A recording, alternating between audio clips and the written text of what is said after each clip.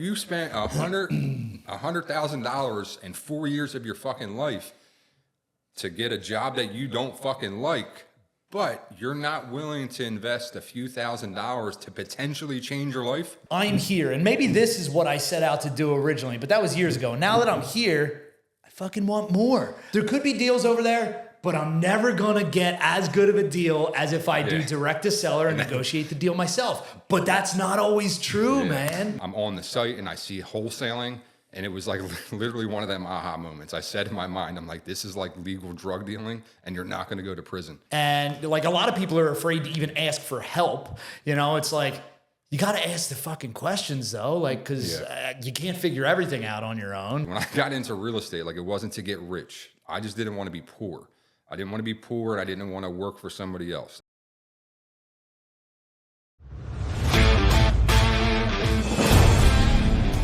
Welcome back to the Revamp Podcast. Super excited today. We got Frank McGovern, which actually you kind of did do like a podcast with me. That was probably like, what, a year and a half ago? It was like you and Hone came in. Went to check out the studio, and you're like, let's record. We're like, no, let's just record. And, you know, I think that was probably like one of the first couple episodes that I even did. You know, I just set up the podcast studio, but now we're going to get into it today, baby. Gonna go over your story, what you're doing with your big ass deals, like you like to say all the time on social media and the commercial space.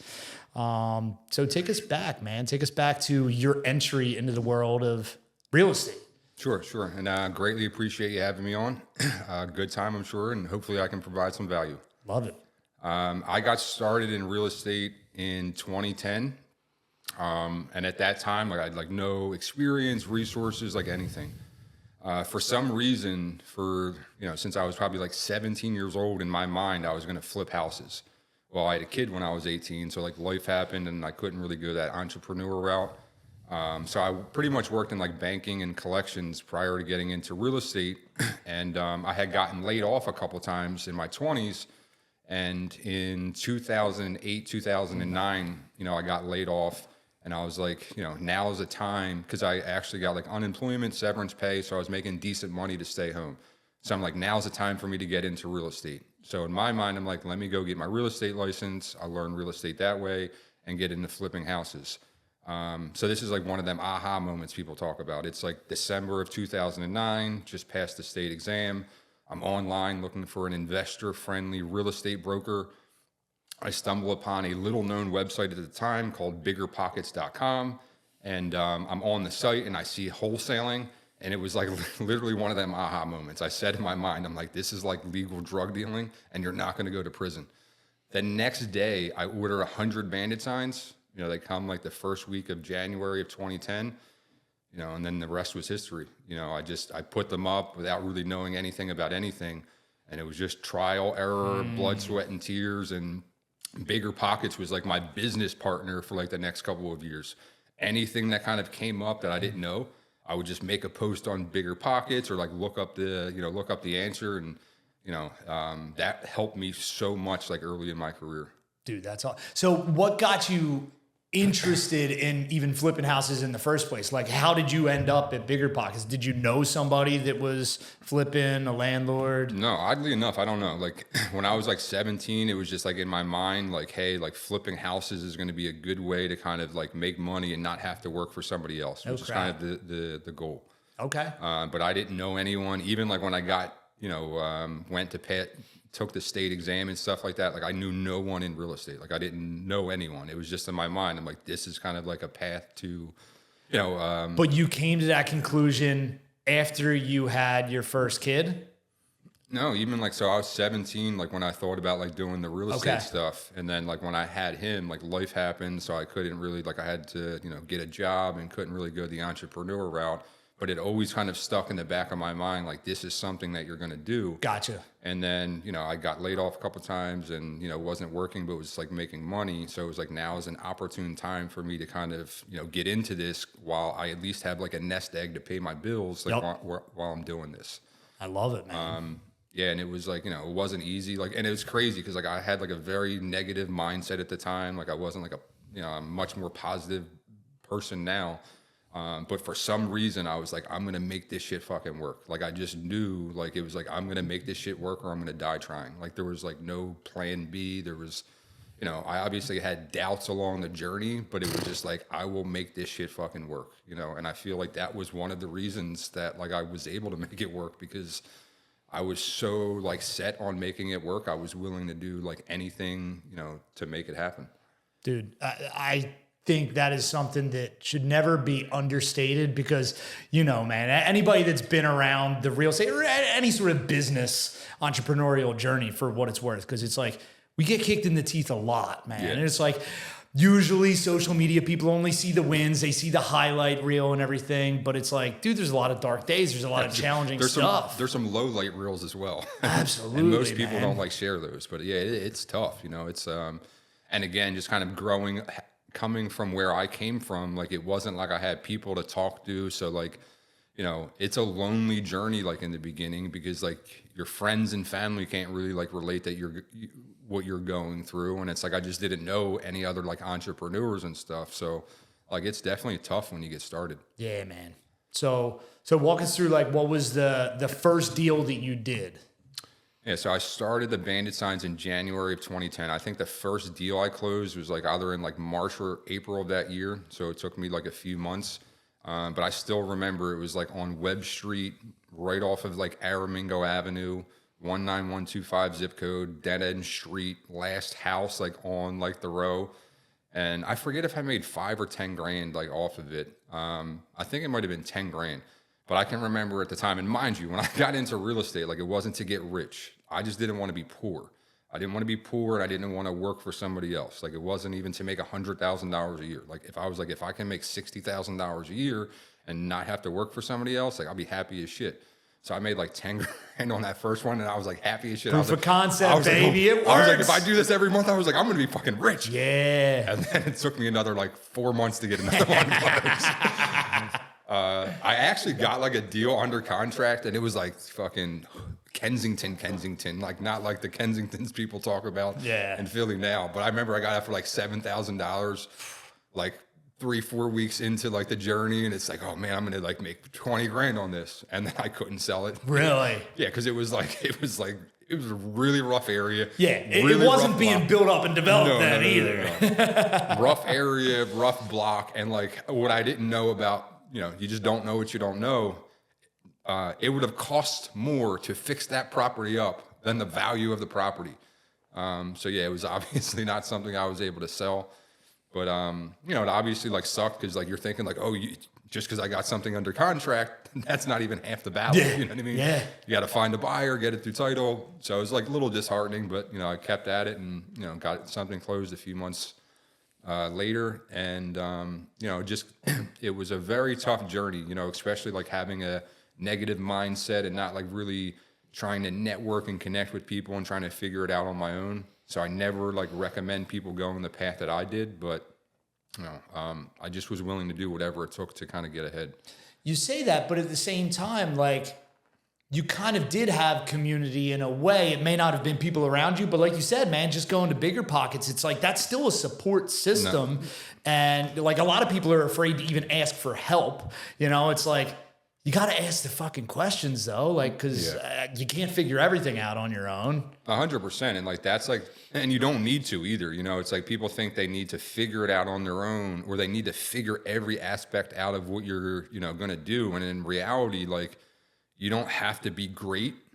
Just get started, you know, like, and too often people kind of have like analysis paralysis, and they want to have a perfect, you know, it feels right and feel perfect. And it's like, just get started. Like that is like the most important thing. Like that first step is generally going to be the hardest, but it's like, if you just keep going, you know, eventually you're an expert. Yeah, exactly, man.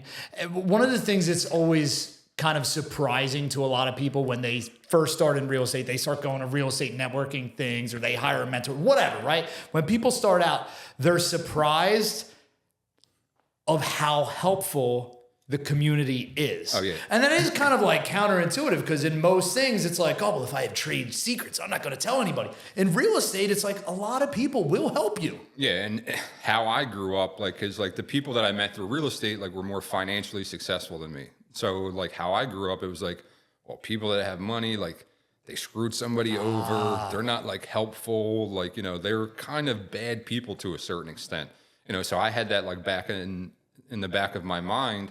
And then as I got further and further in my journey, I realized like the people that are like the most successful with the most money will actually help you more and criticize you less. Like it's like the people that, anyone from my experience, that's kind of further along in their journey, whether, monetarily, whatever, like they are usually more willing to help people than people that are, like lower or, than lower down on their journey than you are. Yep. So it's like we come into this like with preconceived notions like that, like people aren't going to want to help us, especially the ones that are like much more successful. And I would say that that's like totally the opposite. I know, dude, I totally agree. And it's tough though, because like, so talk about like some of like your childhood. How do you think some of that shaped and wired you to be the person that you are today and kind of got you to the point where you're like, yo, I am going all in on something, whatever it is. Yeah. So like I was, poor growing up, didn't live in a bad neighborhood, but like, I was on welfare from birth to 18. My parents struggled with drugs, alcohol. 6 of us generally like lived in like a 2-bedroom apartment, so we were just typical kind of like the poor people. I had like a victim mindset. I was not like accountable. And just really kind of like blamed life circumstances for, some bad decisions that I was making, and, fortunately having, my son at 18 years old, it just kind of made me realize like, hey, like maybe life wasn't fair to you. But like if you want your life to be different, like you are in control of that and you have to be different. And really it was like me not wanting my son to grow up the way that I did. And it really made me start making like a lot of changes, like where I got kicked out of high school twice and had no intentions of going to college up until like he, was born, it just really made me start making a lot of like changes. Yeah. But like it's like, my subconscious mind was a certain way. So even like getting into real estate, you're like, these people that got money, like they're not going to want to help me. It's like the they're way gonna, you're like, wired. Exactly. Like they're going to look down on me. Like I'm like some like poor, like scumbag that like, all this shit that in reality is like, these people don't even know this shit about me, but I know it about me. So I'm holding it against me. Like they're not holding it against me. And quite frankly, like the more, successful people, like, and they would tell, like I would, that know about my like life story. They're like, that's fucking amazing. Like that you've even overcome this stuff. Like they're not like kicking me while I'm down or like looking down on me from where I came from. Like quite the opposite. They're like, that's like great that you were able to overcome these things and break out of that mindset in itself, man. That's kind of what I'm asking and I'm digging at. It's like, how did you break out of that mindset? So I would say like one of the biggest things in my life in 2012 or 13, I used to do a lot of business with this guy named Jay Walsh, who had a turnkey real estate investment company in Philly. And a deal started going sideways. And he was kind of getting pissy about it. So I said, Jay, don't worry about it. I said, I'm going to do whatever the fuck we have to get this thing to the settlement. And he's like, oh, you must know about the secret. I was like, what secret? He's like, you just said that and you don't know what the secret is? I'm like, Jay, what the fuck secret are you talking about? Like, enlighten me. He said, hang up the phone right now, Google the first 20 minutes of The Secret, watch it, and then call me back. Well, and this was like in 2012, 2013. Well, The Secret is like the law of attraction. And I'm telling you, it was like literally like, like all this fucking bad shit that's has happened to you in life. Like, you've brought that shit on yourself. Like, you're constantly putting out negative energy and negative thoughts. And to me, like a perfect example of that, like that I like to share is like prior to that happening, when a big deal was like, I was like working on like a big deal, I would get fear like around it. Like the seller's like not going to show up to settlement. Like the buyer's going to screw me out of the deal. Like, just all these negative fucking projections. Well, the first 3 years of my career, that happened way more than in the next 15. And from a volume standpoint, like you're talking about like 500 plus deals to like 50. Yeah. Well, what was the only thing that changed? my mindset around it. So it's like, even now, like people are like, oh, like here's the worst case scenario. And you're focused on it. Like, trust and believe. I'm always aware of the worst case scenario. But in my mind, I'm focusing on my desired result until that doesn't happen. Absolutely. And it's like, if something negative happens or the worst case scenario happens, I will deal with it when it happens. That's right. But I'm not like Don't dwell focusing on on it. Yeah. No, like it's like, trust me, my mind, I know what the worst case scenario is, but this is what I want to happen. And I'm going to control everything that I can to get that outcome until it doesn't happen. Dude, I love that. I love that. So timeline, right? So you do your first deal and everything, you wholesale it, you make $10,000 and everything. Where'd you go from there? Did you just continue to do some more bandit signs? And yeah, I honestly did just bandit signs for like the first 18 months. And it's funny because I can remember putting up a bandit sign. I would put them up Roosevelt Boulevard, like literally from like Southampton in the Boulevard, which is like right before you get to the burbs, all the way down to like F in the Boulevard. And I can remember like putting them up, and it's like, damn, like what am I going to do to get people to call me if I can't put these bandit signs up? Because they're called bandit signs because they're illegal. Yeah, can't do it. So fortunately though, I was like a bill collector prior to real estate. So I knew about like skip tracing and shit like that. So then I hear about like driving for dollars, and I start doing driving for dollars and skip tracing the owners, and calling them, doing that. And then eventually I started doing direct mail. And they were like my bread and butter, cold calling and direct mail for like the majority of my residential career. Okay. And then you did start like flipping houses also, right? Yeah. So from 2010 to 2017-ish, like it was primarily like just wholesaling. But like when I got into real estate, like it wasn't to be a wholesaler. Like wholesaling was like the easiest way to get into real estate without having money. Like I used to say, like, I want to be the Donald Trump of Philly. Like I wanted to build fucking skyscrapers and all this shit. So like once I was really successful with the wholesaling, and in my mind, I was a real estate investor. Yeah. Yep. When you're a wholesaler, no, you're actually, you own a sales and marketing company, and a house is the product that you sell. I was not a real estate investor at all. And how did I find that out? By doing real estate investing. So in 2017, from 2017 to 2020, like I probably acquired like 30 some doors, flipped 20, 30 plus houses, built a few houses.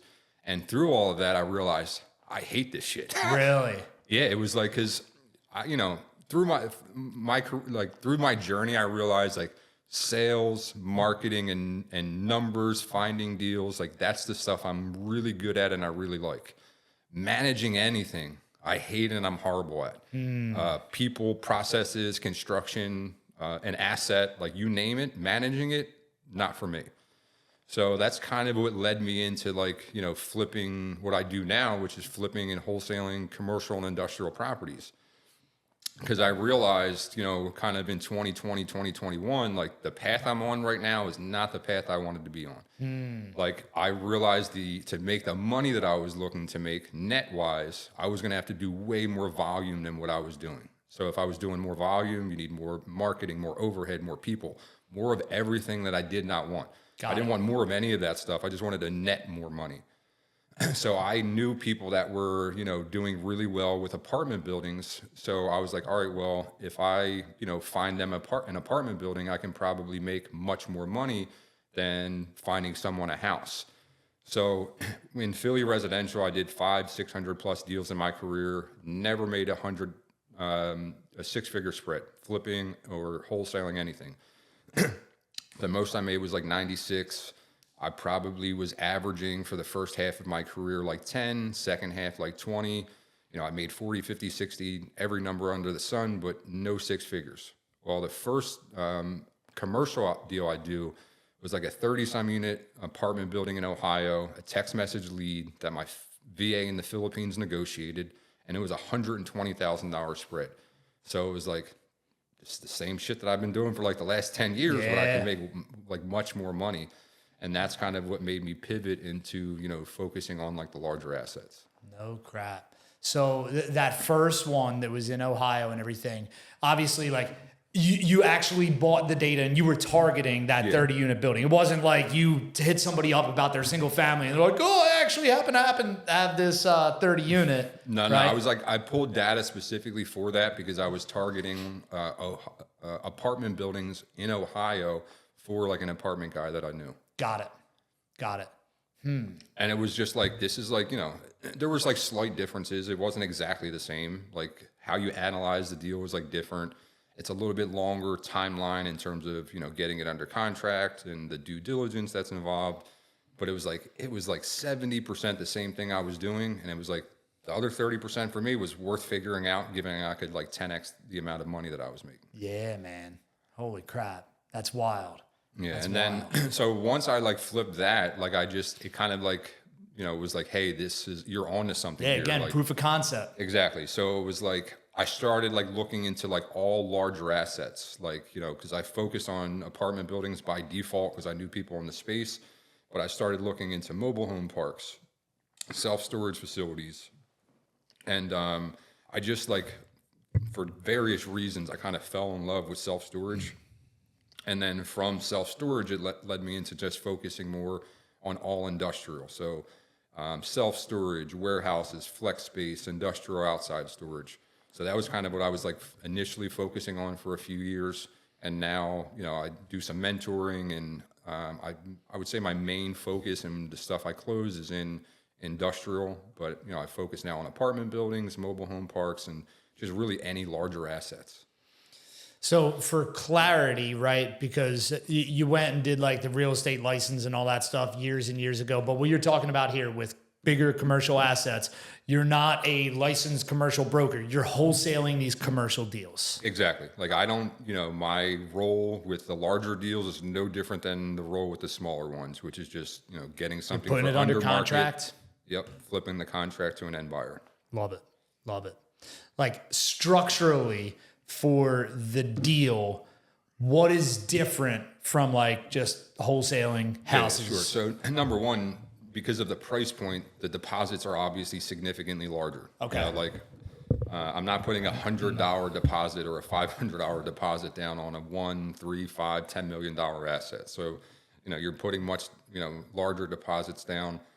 You're placing two deposits. It's like one when you initially sign, which is like a fully refundable deposit. And then you have to place another one when you're, the due diligence is coming up and you're going to move forward. Once you place that second deposit, they are now, both hard deposits and non-refundable. Okay.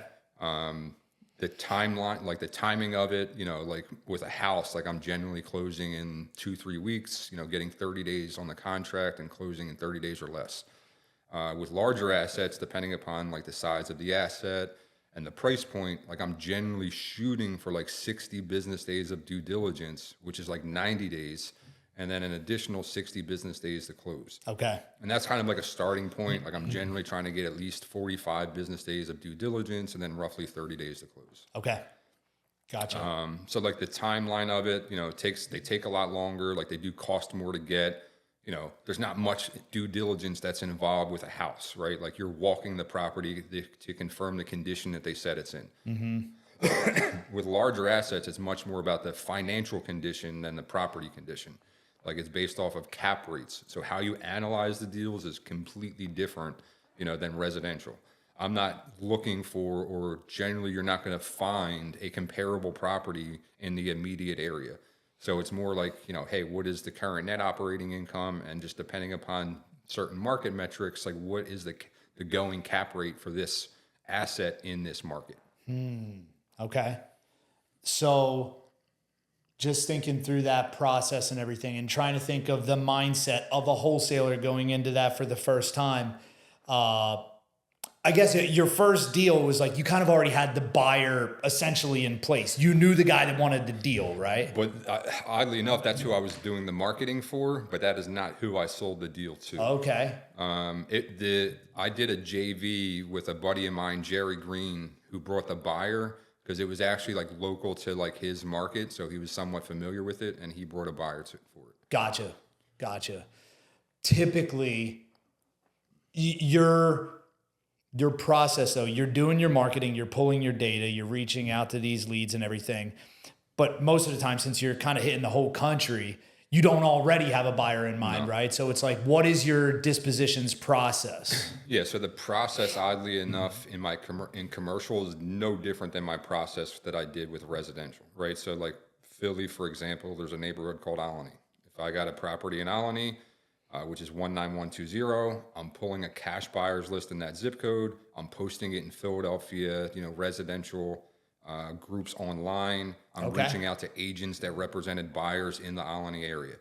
Same exact process. Yeah. So if I pulled like a self-storage list, say minimum of 50,000 square feet and higher, and I got a deal on that list. So when I pull it to market to for sellers, I'm generally making sure that they've owned it for a minimum of 10 years. Okay. So if I got now something on that list, I'm just literally pulling the same metrics, but of people who have purchased it in the last 24 months. And then I'm posting it in online groups specific to the asset class that I'm working. I'm reaching out to industrial or commercial agents or brokers local in that city, and depending upon the city, the entire state. And then I'm marketing to that data set. I love it. So like in Philly, like to this day, people hit me up to sell their deals, and I can send an email and make, 5-10 grand just by doing that, because I did that process and moved so much volume. I was able to get a very good buyer's list. Yep. Well, it's the same shit, different toilet. Like I have now relationships with people that are pretty much like buy anywhere certain assets. And the more and more I do this, like over the next 5 to 10 years, like my goal is to be like, if someone in the United States of America has an off-market, like large asset to sell, they will come to me to sell. Dude, I love that. I love that. What do commercial brokers think of wholesalers? I don't really deal with them like too much, like within the transaction, aside from like reaching out to them to, maybe give me some feedback on the asset. I haven't really dispoed a deal from them, but like they're, I would say that they don't look at us the same as like residential brokers look at wholesalers. Yeah. That's why I asked, because typically realtors hate wholesalers. I'll say this though, like what I do is like a blue ocean. Like it's not, I would say that I know more people that wholesale houses in the Philadelphia market, like the Philadelphia market, like not the country, than there are people that I know that wholesale large assets in the United States of America. So I think that there's like somewhat of an advantage there, like where it's not like oversaturated and, tons of people like going after deals and not knowing what they're doing. Why do you think that is? Why do you think more people haven't, especially like wholesalers, why have not residential wholesalers by and large just said, fuck it, I'm moving over to... It's mindset. It's literally the number one thing. Like, and I say this from personal experience, like, even when I was in Philly, like most of the deals I was working on were like 100 to like 500 grand. So if I'm like hitting $1 million price point, like just mentally, it can be like a little bit intimidating. Yeah. Even more if it was zeros is scary. Yeah. Well, now like kind of think about it. It's like these sophisticated sellers that own these big ass assets. Like they're going to like look down at me. Like you just create all this shit in your mind. That's not true. Right. Like, and it's like, it prevents you from even entering the space. But like, I was just like, fuck it. Like I'm going to do it because I see an opportunity. And then now that I'm in the space, all of the shit that I was thinking, like in my mind, isn't true. Like not all of these people are like fucking, hedge fund guys or something. Like a lot, the people that I'm buying from actually are smaller mom and pop owners that don't own, they're not wealthy. Like they may not even be rich. Like they own this asset and they've owned it for 30, 40 years. Like a family business type of deal. And had a good life from owning it, but by no means are they like wealthy or rich or anything. Right. And it's like, it's the same thing with houses, right? It's like if you can build trust and rapport with the person and make them feel comfortable and be within reason in terms of the price that they're looking to get, then you can get the opportunity no different than the houses. I love it. So yeah, that's what I was thinking as you were explaining that. Like, I'm sure you've kind of defined like common characteristics between like your typical seller. Like you just said, a lot of them. Yeah, there's an avatar. Yeah, so, and it's funny because it's like with any sales, and I don't just mean real estate, but like, sales is pain or pleasure. You're buying something to take pain away or to get pleasure. With houses, it's pain. Like it's a pain point that is generally allowing you to purchase it below market value. I haven't had 10 distressed conversations in the last 3 or 4 years. Interesting. Yeah. So it's not distressed at all. It's an Towards older pleasure. person.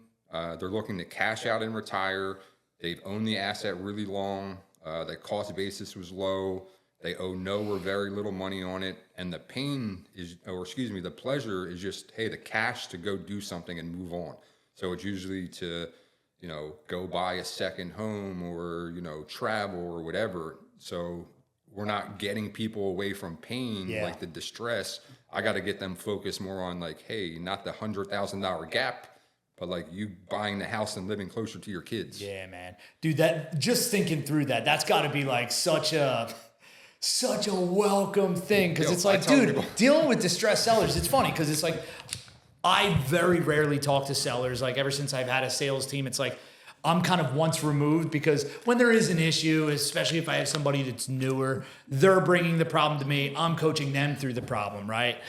But even that is kind of draining. It's like we're basically a therapist because we're walking people through really, really challenging stuff. And a lot of times, often, the sellers are really challenging people too because they're in a situation of distress. So not dealing with that sounds awesome. Yeah, and I tell people, like, because it's hard to kind of believe it, but I say people, like, the marketing is exactly the same. Like, I don't use different marketing channels now than what I did with houses. The sales is easier. Like, it's just a more direct, straightforward conversation, and it's not like super like emotional, where people are like ready to fucking jump through the phone and like kill you because like you offended them with an offer. It's ironic. So there's certain things that are certainly different and more difficult, but talking to the sellers is not one of them. So talking with the sellers, is it often like you're the only one that they're talking to? I would say not the only one, and that is the case sometimes. But like, no, if they're not just talking to me, they're not talking to 10 other people. Like they might be talking to like 1 or 2 other people. Gotcha. Like where with houses, like in Philly in particular, like you're one people of 10 get or 20. 74 postcards a week, right? Yeah. So you got to differentiate yourself like even more like within like the residential, like than you do commercial, just because there's not as many people doing it. Yeah. That's crazy to think about, And so since you started doing that, you started coaching people to help them do that as well, right? Like, what's that process been like? Good. Like, and I am fully transparent with everyone. Like, the purpose of the coaching is really to create like long-term like deal flow. And I'm like not really trying to work with people that are inexperienced. But yeah, it's like I tell people, it's like if you've closed a deal or two before, it was way harder to go from 0 to 1 than from where you're at now to getting your first commercial deal closed. Because if you can understand sales and marketing and, understanding how to effectively communicate with people, the biggest differences are just, analysis and the due diligence. I would say that they're the 2 biggest differences, aside from like the length of the transactions and stuff. Gotcha. Because I know that you've posted like some pretty big ass spreads that like guys you've mentored are buying deals and everything. I got one that's closing in like 3 weeks from now. That's like a JV with a mentee of mine. But it's a $450K spread, so we'll get $225K each. Yeah, and it's an $11 million deal. And people will kind of say, oh my God, $450K. But it's an $11 million deal, so it's a 4.5%. That's equivalent to you making $4,500 on a $100,000 property. So it's really like I tell people, like if I would have focused on like high-end residential real estate, I could have did what I'm doing now. Because in reality, it's less about the asset and more about price point. It's like you're generally making a percentage of the value of the asset that you're working. Yep. So when I was working on assets in like the 100 to 500K range, I'm making 10 to 20,000. Yep. Well, now that I focus on stuff that's $1 million to 5 to 10 million, I'm able to make hundreds of thousands of dollars. Mm-hmm. Yep. But what are some of the other issues and bullshit that pops up? Like Philly, for example, right? It's like in the residential world, like title is a massive issue, right? Like 50% of deals fall out just because of title issues. Like, is there any stuff like that in the commercial space? 2 things I would say is like one, right? So when I'm locking these deals up, I'm getting, I'm asking them all the information over the phone, no different than a house. So like, I'm getting financial information in terms of gross monthly income, expenses, and all that shit. Well, if they can't, once we sign, like I'm making the offer and locking it up based off of the information that they gave me over the phone. Well, part of the due diligence is now confirming that information with documentation. So it's like, if you told me it's making 25 grand a month, you need to show me it's making 25 grand a month. And a lot of the times, like, people are not good. They're either not good at just like, keeping track of everything, or they're just blatantly lying. Yeah.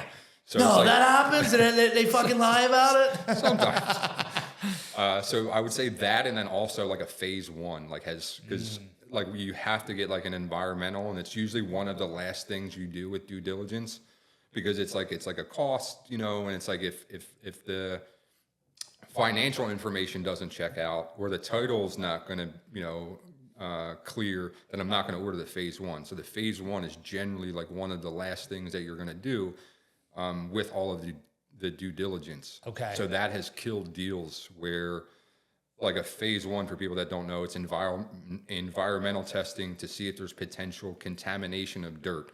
Well, if you fail a phase one, a phase two is required, which is where you're physically testing the dirt to see what contamination there is, if any, and to what extent that it is.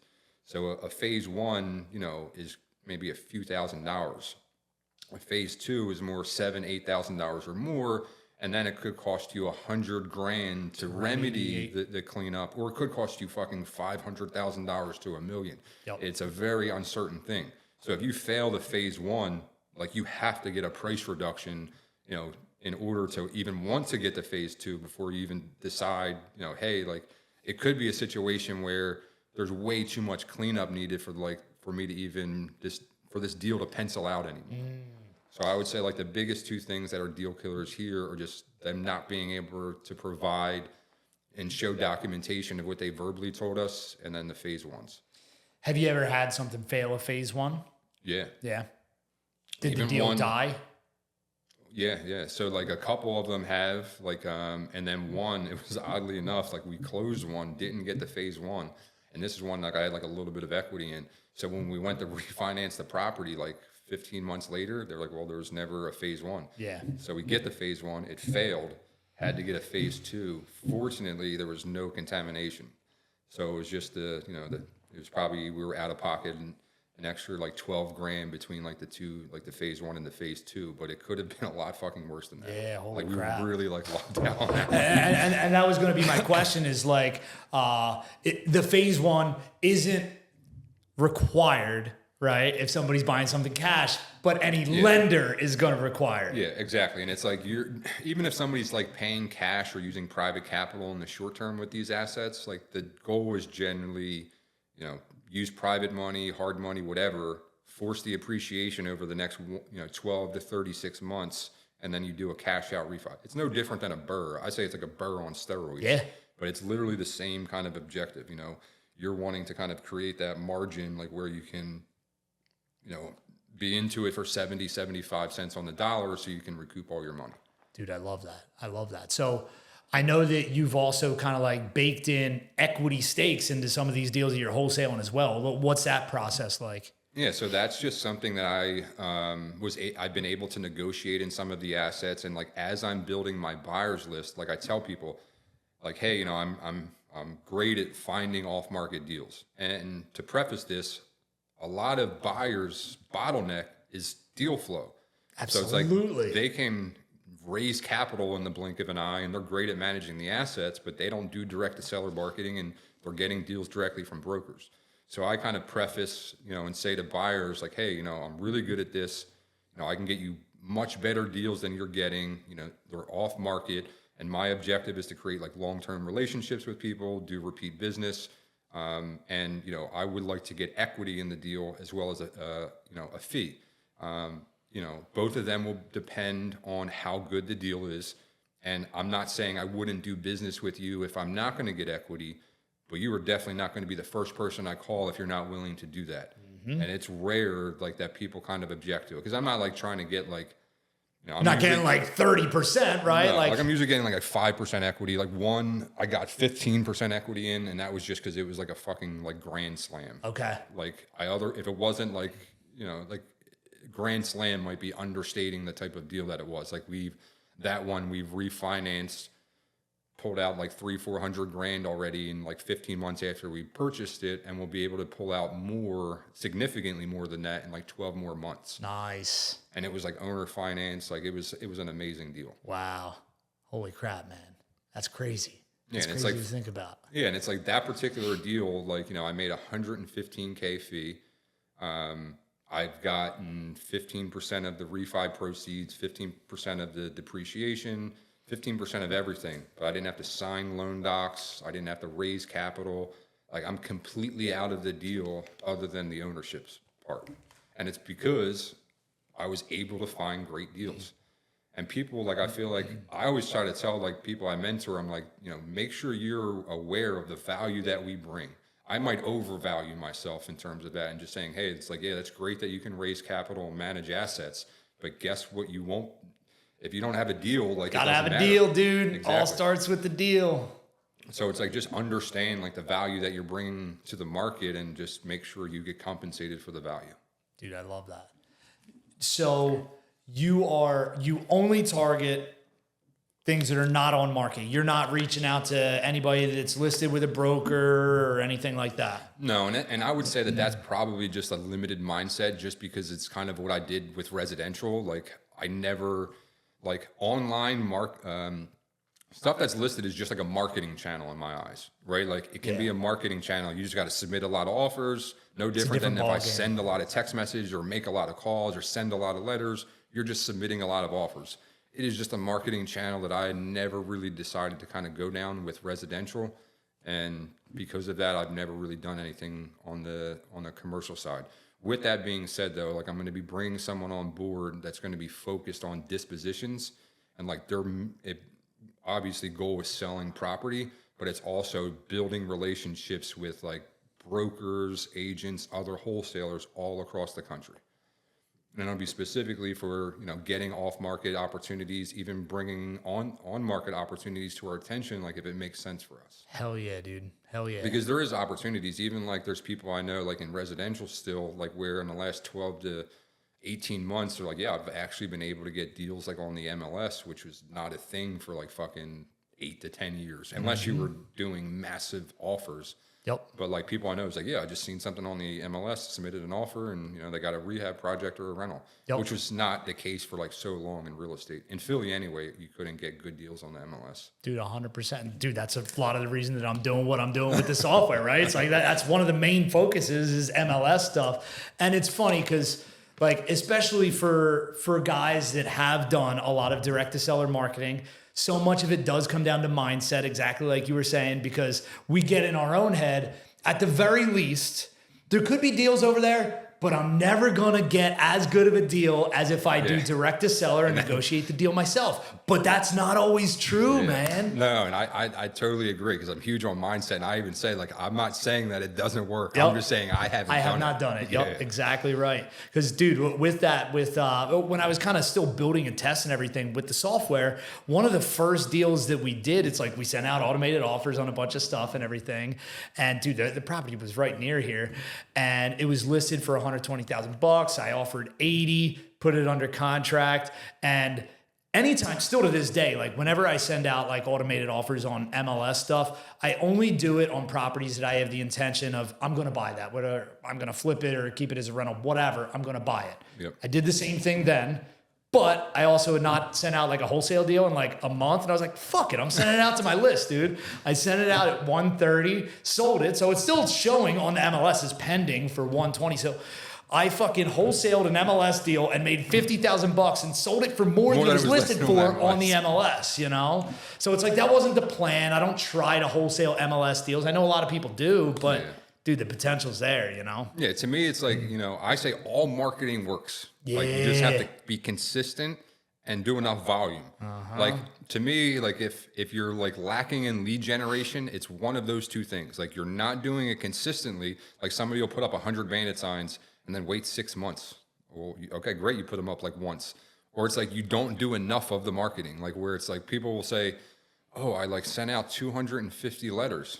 Well, good job of getting a fucking deal in a decade from now. You know what I mean? Like, you're just not like, it has to be enough of the volume and for a long enough period of time to say, hey, this actually works or it doesn't work. You can't do some marketing, send out 1,000 like text messages, once a month. It didn't work. Exactly. And that's like, everyone says that. It's like, no, it wasn't the marketing. It was the person doing the marketing. Yeah, man.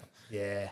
So with that being said, like the stuff that you're doing marketing wise for commercial deals right now, is it mostly cold call, texting, mail? Mainly texting and cold calling is, I would say, like the two biggest channels that I've closed deals from. Okay. Gotcha. I love it. Yeah, man, to that point, just thinking back, like, so I've talked to so many people about the volume and the repetition thing, right? Like, I was always a big direct mail guy, but most of the marketing that I did early on, dude, it was like those third notice postcards. It's a shitty quality lead that you get from it, but what it does really well is it's high volume. Yep. So many pieces to it, right? It's high volume. So you have to have your systems in place to be able to handle the high volume. Then from there, it's like, since there's a high volume of leads, there's a lot of repetitions that a sales rep, especially a newer, greener one, is going to be able to get in. They're going to get a lot of fuck yous. They're going to get a lot of leave me alones and everything. But that repetition and going through the system, going through the process, training your people and everything gives them the ability to get good. Like, I can't imagine like buying $400 or $500 PPC leads and then having somebody that I just brought in as a salesperson say the wrong thing to a $500 lead. I would way rather have them fuck up on a $5 lead. You know what I mean? Yeah. That repetition is so crucial. Yeah, and even man. Like I'll tell like mentees like now, like just even, with like the marketing and analyzing a deal, even if you don't think that there's something there, still go through the process of having the conversation, collecting the information, analyzing it just for the reps. To your point, like, you're not going to learn from hearing me talk or listening to something else more than you will learn by actually doing it. Yep. So like, it is so important, like in the beginning, to put in the reps to really get, figure the shit out. Mm-hmm. It just takes a certain amount of calls, conversations or whatever to do that. So it's like, if you front load those conversations, like, you're just going to be able to have success significantly quicker. Dude, I love that. Jumping back to something you said earlier with hating managing people and, even systems and stuff like that.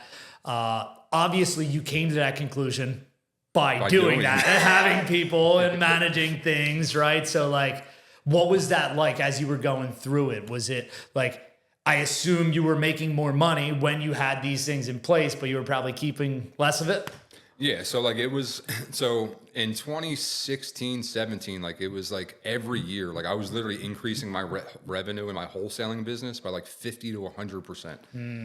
And like having good profit margins, and then I hire, 2017, 18, 19, as I'm kind of getting more involved with the other stuff. Like I hire an operations manager and a sales manager. So, I'm doing fucking more marketing than ever, more people than ever, more of everything other than profit and revenue. Yeah. So it was like, and that's kind of really what made me like, kind of like, wait, what the fuck's going on here?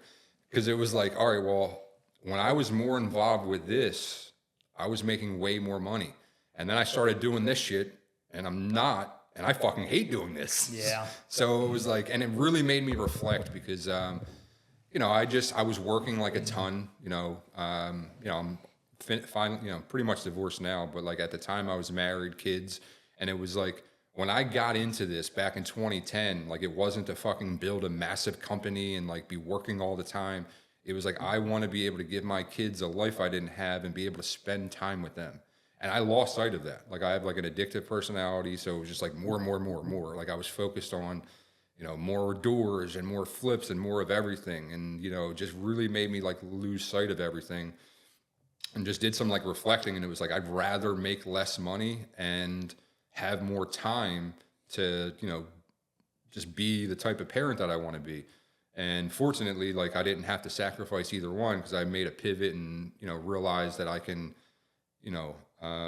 do less work and just make significantly more money like on the deals. Dude, that's so impactful, right? And it makes me think, because I feel that it's almost like the entrepreneur's trap, because we all, to some degree, fall into exactly what you just described. It's like, okay, I'm here, and maybe this is what I set out to do originally, but that was years ago. Now that I'm here, I fucking want more. I want the next level. Something I've learned too, right, is like there's different types of entrepreneurs, right? Like fucking Bill Gates, Jeff Bezos. Like certain people are builders, right? And it makes them feel good, like working 60, 70, 80 hours a week and building a culture. That ain't me. Like I'm a lifestyle entrepreneur, not like, a builder entrepreneur. Like I want to, like, it's not like I don't want to work, but like, no, I don't ever want to go back to working like the way that I did. And I'm willing to sacrifice money if I have to for time freedom. So, and it's like, it's important to kind of, I didn't, you don't know what you don't know. I didn't know that there was two different types of people. And quite frankly, like in the thick of it, like I had set out a plan to buy the Sixers because like I was dead set on it. Like I'm like, all right, this is what I got to do in the Philly market, replicate that in like 10 other markets, do that for 10 years. And like, yeah, you're going to be able to fucking buy a piece of the Sixers or some shit. And then like you kind of go down that path and like you realize what it's going to take from a time, like time sacrifice and people sacrifice. And I just wasn't, it just didn't, the math wasn't mathing for me. Like you realized it wasn't aligned with what you wanted out of life. No, like I realized like it was going to be like, no, I got the divorce anyway, but it was like, you're going to be divorced and your kids ain't going to like you and you're not going to have the type of relationship, or you can have better relationships and less money, and like I said, like maybe I'm not going to be on the path of a billionaire and buy the Sixers like I once kind of envisioned, but I'm confident that I can make life-changing fucking money and not have to, be working 50, 60 plus hours a week. So here's my question. Do you think, because you said, I think you used the term like lifestyle entrepreneur, right?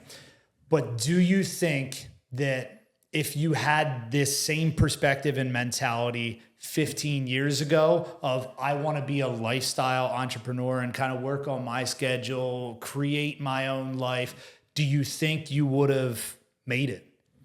I asked that because like a lot of people early on. No, hell no. You know what I mean? All of that. Like I can say that and I can say that now. But like, no, like you had to go through it. I had to do that. You had to grind. I was literally like, I worked 60, 70, 80 hours a week. Like I did like whatever the fuck I had to, to have the success. Yep. But then it's like, after like going through it, like I realized like, it's not just about working hard. Like I tell people, bricklayers will work fucking harder than I ever will for the rest of my life and not make the same money, right? Like you got to work hard and you got to work smart. Like it's not an either or situation. But to me, if you work smart, you hire the right people, right systems and processes, you can make a shit ton of fucking money and not have to work a crazy amount of hours doing it. For sure. I love that. And that's why I like to kind of dig a little bit deeper into that with you, because I'm sure you've seen so many people also that come into real estate in some capacity or business, right?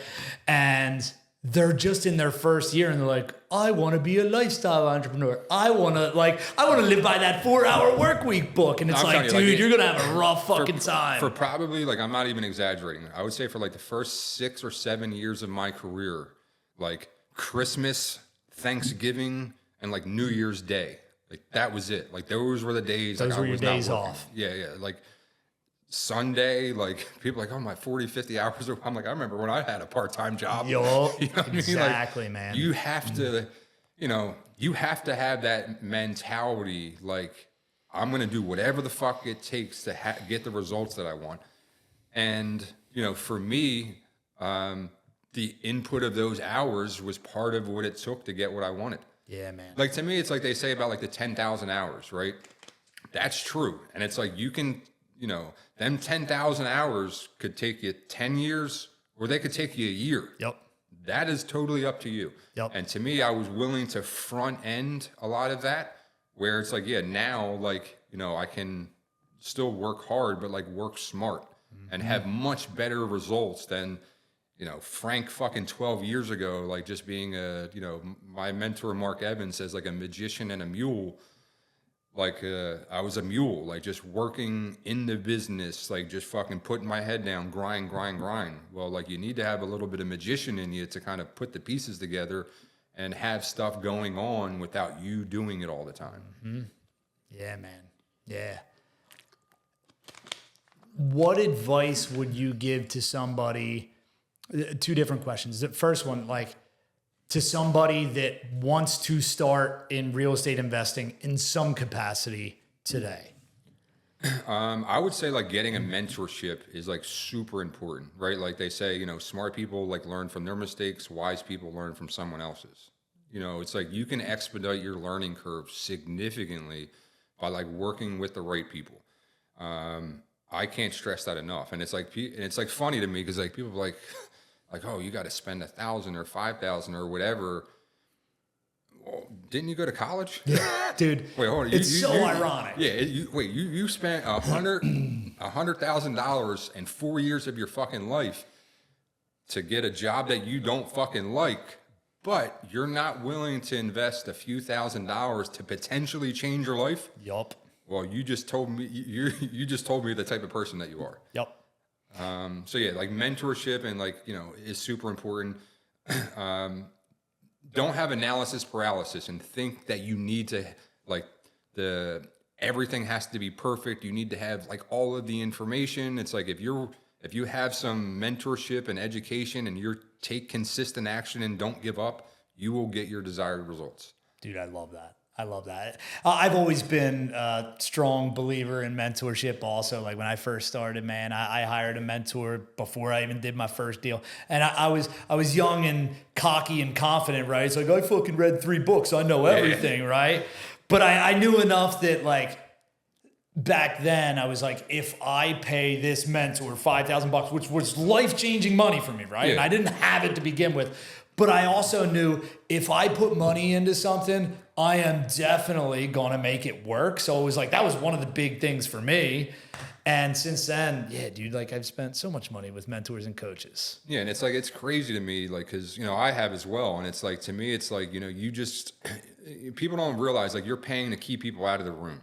Like if you're willing to invest in yourself and get into that room, like you're going to bump shoulders with the different type of people than the people that aren't willing to do that. Yup. And it's like when you pay to get into those rooms, you'd be surprised how everyone in that room like wants you to win, is willing to like help, and it's like we like limit ourselves and hold ourselves back so much by like these untrue preconceived notions. Like, again, like I mentor and shit now. So people will be like, like, oh, like, I want you to show me this and do this. It's like, I didn't even reach out to you. It said, like, I don't push like my coaching. It's like, hey, if this makes sense for you, great. If not, I don't give 2 shits. Like, good luck. Yep.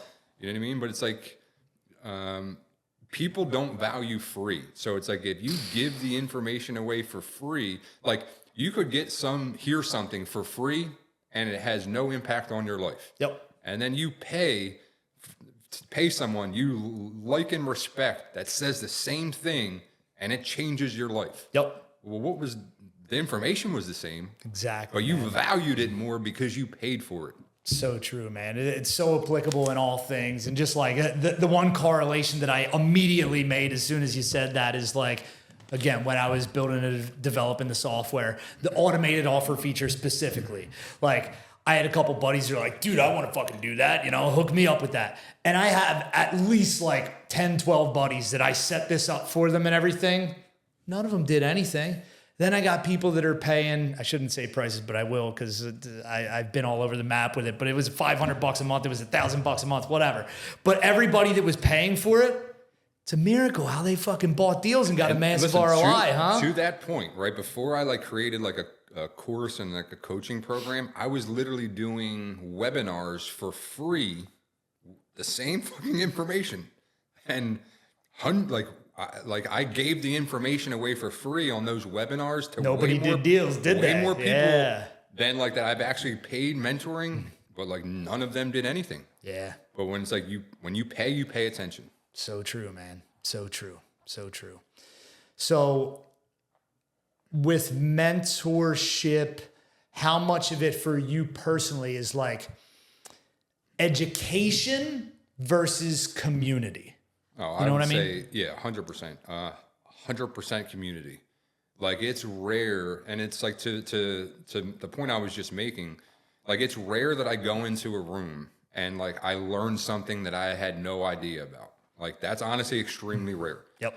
But when you go and you hear something from somebody that's, respectfully, like, they're not smarter than you, they're not anything, but they just made some decisions that you knew you were supposed to make and didn't, and you hear that information from that person that's further along in your journey, you're like, oh, I got to get on this shit now. So it's like the community, just the people, like, again, how I grew up, friends, family, like, I could never communicate, like, they wouldn't want to hear me, like, not, making less money on a deal or something. Like, their problems were much different than mine, right? So it's like I didn't have friends or family to go to about, like, business problems that we all experience as business owners. Yep. But when you're in, like, masterminds, like, whether there's people that are on a similar level as you, a little bit further along or a little bit further down, it's like everyone experiences the same stuff. Yep. And when you're in, like, a tribe and in a community of people are so willing to kind of help. Like, even like myself, like, I know how difficult it is to kind of just, like, overcome shit in life and fucking business. So it's like I'm an open book and try to share as, like, much as possible, and just hoping, like, it, like, helps somebody, because I know what it's like. Yeah, man. I love that. Yeah, for me also, it's kind of the same thing. I love the community aspect of being around like-minded people and everything, because exactly like you just said, man, it's a lonely path when you're doing it yourself, Yeah, and it's like, and it is so, like, it's just a good feeling to be able to connect with people that it's like, you don't really know them like that, but it's like you get to know that them. problem though. Yeah, and it's like, no, I've been there, done that, and this is exactly what you need to do it. And then it's like you helping each other. It's like you form, like, bonds and connections that, like, the people that I have now, like, through, like, real estate and business, are, like, more friends and my people than people that I, like, grew up with. Because it's like, now it's like, like, you just kind of make a transition from, like, living one lifestyle to, like, something totally different. And it's like that community, it brings the best out of you. It's like you see people doing stuff, and, most of us, like, we don't hate on it. It's like, damn, like, man, that's like motivating and inspiring for me to think bigger and, like, do more. Yeah, man. What do you think's next for you? Not buying the Sixers.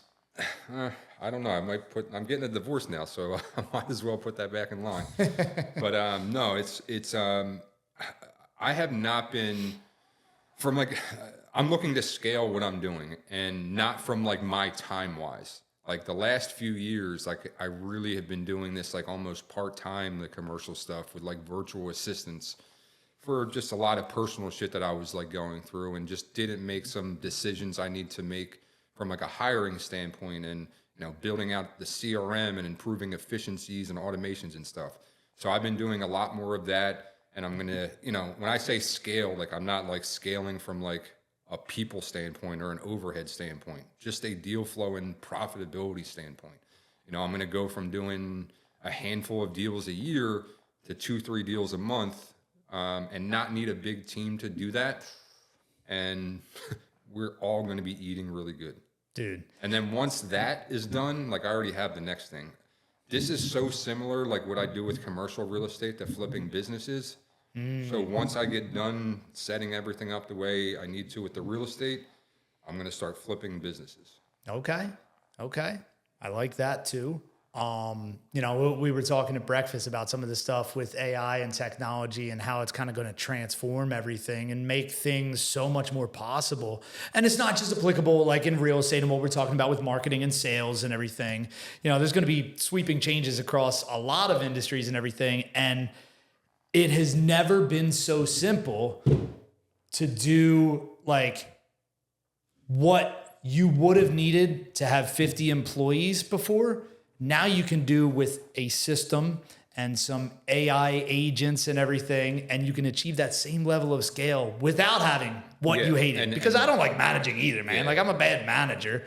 I got better at it, but I still don't like it, Yeah, but the AI, like, to your point, like, it's like, up until this point, like I've always done like manual, like follow up. Like the 80% of your revenue is in follow up. So follow up is extremely important, but it's always been a manual thing for us. So it's like to get through the amount of leads that we're working it's pretty time consuming to do it like manually. But now we won't have to touch any of that stuff manually. Like we're going to be setting like drip campaigns and doing AI texting and AI, voices, and be able to have technology and systems and processes do a lot of the heavy lifting, a lot of legwork. Where it's like, all right, we have enough information. This person wants to sell. Now we're having a closer, like hop on the call. So, with improved, processes, systems, technology and AI, and then just adding like a couple pieces people wise. Yeah. I'm pretty confident I'll be able to get to 2-3 deals a month, within like the next 12 months. Dude, that's awesome. That's awesome. What would you say to the guy that has been wholesaling houses, has been flipping houses, and is thinking about larger commercial deals, especially after listening to this conversation? I tell people, like, one, it's not something like I wanted to pivot away from houses. This can be something you're just adding a tool to your tool belt. You're not stopping doing what you're doing, but imagine just pulling a different set of data, and kind of doing the same marketing. You're going to have to ask some different questions, but now you bring in a deal or two a year that brings in an extra 150 to 500,000 to your bottom line. Like, who's not going to want to do that? Yeah. Or like, like me, it was kind of like you were kind of building this company and super busy and, realizing like, hey, this isn't what I want to be doing. Like, I'd rather be working smarter, not harder. And you can, you don't need a big team at all to make multiple six figures like doing this. Like, you can literally make multiple six figures closing 2 deals a year. So to think about that, how many people on your team do you think you would need to close 2 deals in a year? Right. So just for like painting a picture of what that could look like for someone, let's just say that volume, like 2 deals a year, who cares about the size or the profitability of the deals? What does that look like in terms of costs and marketing? Like, if I'm planning to try to do 2 commercial deals a year, should I plan that I'm going to spend $5,000 a month, $10,000 a month? Kind of like all in, right? Like between data and marketing. Yeah, like if you can, with like you and like a couple, like I literally have been doing this with me and 2 virtual assistants the last few years. Like, I don't have American closers or anything. And realistically, if you were spending $5,000-$6,000 a month, you can get 2 deals a year. Damn. Okay. Now, one thing that I say to people is, and this is kind of the big thing that kind of like, if you're doing 1 or 2 deals in a year, like that deal may not come for 6 months. Right. So are you willing to keep at it? Because like, residential, right? If I'm marketing for houses and I'm not getting a contract every week or multiple, like, it's a problem. Yep. Well, that's not the case. Like, you could go, like, if you're spending like that minimal amount of money, right? It could be a year, dude. Right? Yeah. It could take 3 or 6 months. Yeah. But it's like, if you are consistent and persistent, the payoff is going to be well worth it. Like, one of my original like mentees, they paid $5,000. And from that $5,000 investment, they closed 2 deals in like the first 14 months in signing up. That will bring them in like $350,000 in revenue. Sheesh. Not bad. And it's like, to me, like, I haven't personally netted 7 figures like on a deal yet, but I know people that have. And my mindset is always like, if some other motherfucker can do it, there is no reason that I can't either. Yeah. So it's like, so I kind of tell people to be, conservative, like, oh, you can likely make about 150,000 per deal, but the one that you get could be the fucking 500,000, $1 million deal. Absolutely, man. Absolutely. I love that. I think what you're doing is perfect. Like how you kind of just walk through that, right?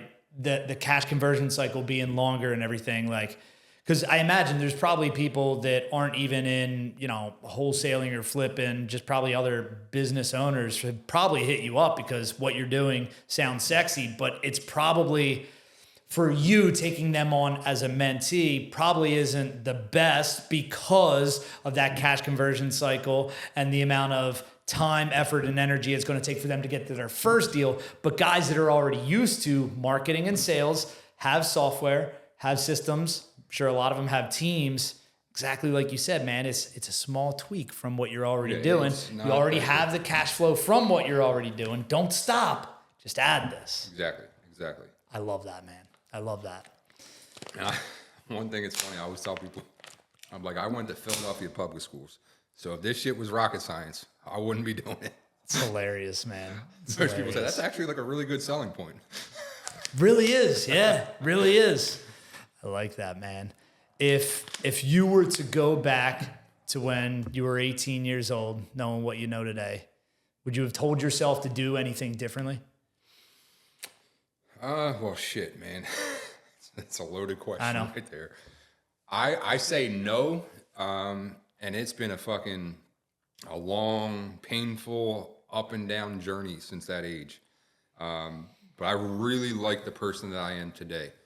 And if you change anything along the journey, good, bad, or indifferent, like you wouldn't be the same person. So all the ups, the downs, the pain, and everything, like I wouldn't change anything. I really wouldn't, because it just would be a different person than I am today. And I'll be 42 next month, and mind, body, and spirit, like I feel like in a better space than I ever have before in my life. So although it was a long and painful journey, like I don't regret anything.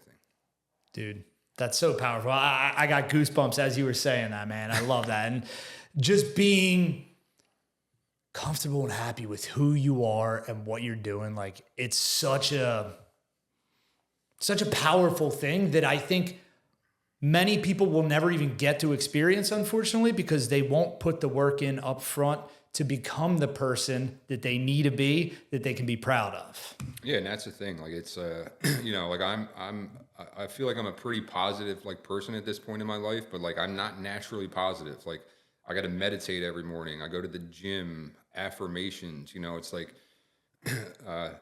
it takes consistent, constant work to grow and get better in any area of life, whether that's psychologically, emotionally, your bank account, like whatever. Like you got to be doing consistent work to be growing and getting better. Just keep showing up. Yeah, literally. Like I tell people, to me, the biggest variable to success, not quitting. That's it, dude. Like you think that I haven't wanted to fucking quit, or like Drew hasn't wanted to quit, or every fucking successful person that you know hasn't wanted to quit? Everyone wants to quit. Yeah. Winners just don't. Like that's the difference between winners and losers. Like at the end of the day, like to me, if you have a strong desire for something, like you truly believe that you can get it and you're worthy of it, you're willing to do the work, you'll literally get whatever you want in life as long as you don't give up. Dude, that is so powerful. Like I think that's like a formula for success. Desire times belief times action equals whatever the fuck you want in life. Like I genuinely believe that. Boom. There it is, baby. Frank McGovern. Where can people find you? I'm on Facebook, just Frank McGovern. Instagram, Fuck It Frank, which is PHUCKITFRANK. It's a play on words because I'm from Philly, obviously, but also because I would get the fuckets in life in a negative way and do shit I wasn't supposed to. So it's just, it's kind of a brand I created as well, just to show people if they can change their mind, they can change their life. It's a different type of fuck it, a blessing, not a curse. I love that. And you saying that reminds me, when's the podcast coming back, brother? When's it coming back? Soon. I just, it was some more personal shit that I had to go through this year, but I've literally been saying that to like the last couple of weeks. Is like I used to get so much like fulfillment from like just having the conversations, and I got to get back to it. I literally even have shit that I've recorded that I didn't even release. Really? You got to get it out there, man. I'm getting some stuff situated with the real estate business, and ideally I'm going to be where I want to with that in the next 2 to 4 weeks, and then I definitely want to get back to it.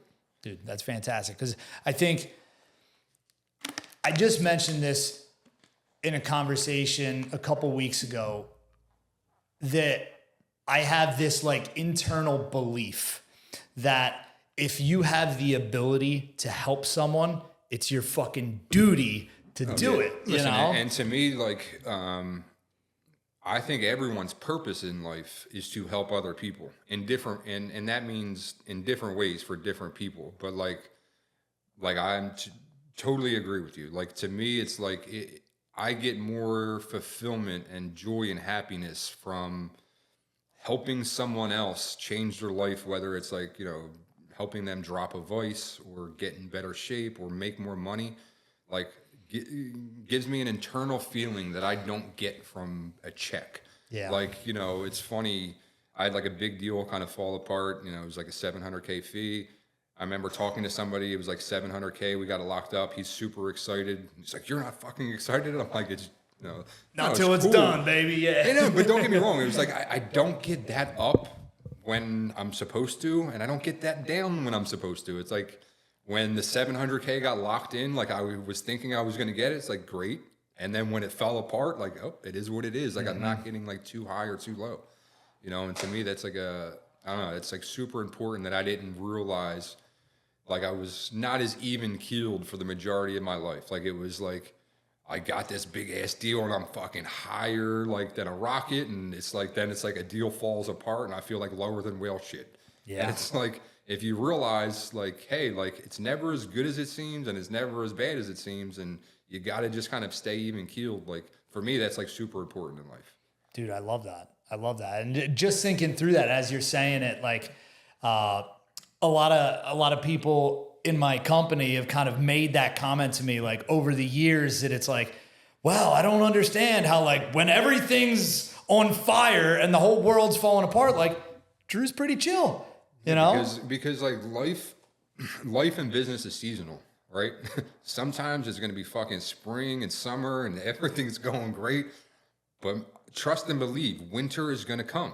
Like, whether you expect it, like, winter is going to come. Yep. And like, when those low points in life, when it's fucking dark and cold and winter's there, understand summer and spring will get here soon. Yeah. So like, when shit is bad as fuck, realize it will get better.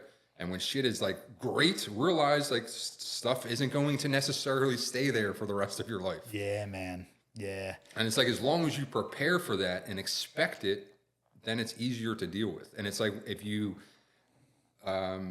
not expecting that, or it's like you just think that like when you're low as shit, like you're going to stay there, that makes you stay there. And then it's like, when you think that your life should always be happy and amazing, you're not going to feel good for the most part, because that's not realistic. That's like, such a good philosophy and take, man. I love that. Shit. From a Philly public school guy, too. From a guy from Marcus Hook, right? As our buddy Nate likes to say, that you're from Marcus Hook. Which you don't even know where it is. I don't even know where that is, guys. We're going to leave here. I'm going to take you to Marcus Hook. It's somewhere in Delaware County, right outside of Philadelphia. Not far from here. Frank, thanks so much for coming on. Anything else you want to plug, or any last thoughts? Just last thought I would just say is like, just put in the work and don't give up. Like, if you put in the work, educate yourself, like you're doing right by people, and like you don't give up, you'll generally get whatever that you want in life. But it's like, you just got to be willing to educate yourself, do the work and not give up. Such good advice, man. Thank you so much for coming in. Make sure to like and subscribe if you haven't, so I can continue having on awesome guests like Frank. Thanks so much for coming out, brother. Appreciate you having me, my man. Boom.